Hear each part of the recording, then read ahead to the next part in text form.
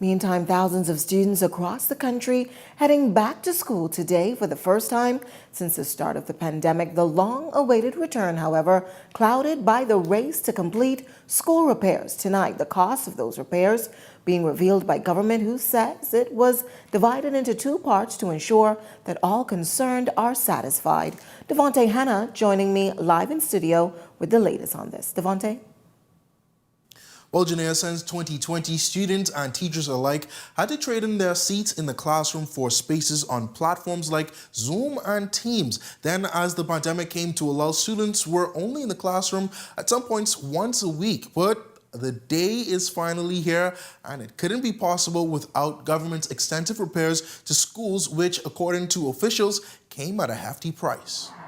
But what I told them is that we'll make the resources available to ensure that we do have a place for learning and a place for teaching. It was the great return to the classroom for thousands of students across the country who spent the last 2 years shuttered in their homes due to the COVID-19 pandemic. Though it came at a hefty price tag, it was a worthwhile investment, according to Prime Minister Philip Davis. The school repairs has not only been within New Providence, but it's been throughout the archipelago. At varying degree in terms of the scope, and it is projected at $30 million. With just hours to go, gutted classrooms waited to be filled with desks and chairs which lie dormant over the summer.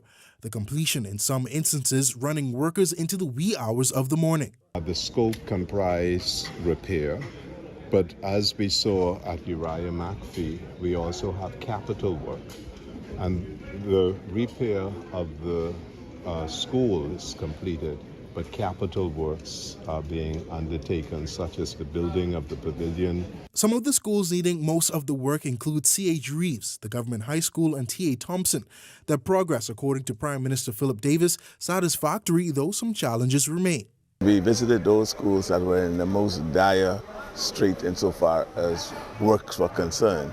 And let me just say, I'm gratified, I'm satisfied, I'm elated. For many students, it will be their first time on their school's campus, especially those at T.A. Thompson, whose parents are excited for the return, but biting their nails as well. Well, dropping him off this morning, I was a bit nervous because he is coming from primary school. I just didn't know what to expect. I know he was not 100% sure what to expect in a new environment. But I have confidence in the school and in the teachers and in the system that he'll be okay.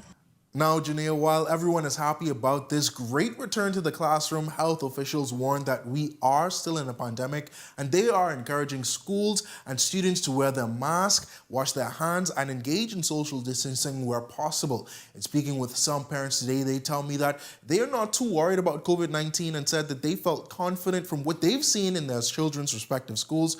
Of course, we will continue to monitor that, but for now, I'm Devontae Hanna reporting live in studio. Back to you, Janelle. Thanks so much for that.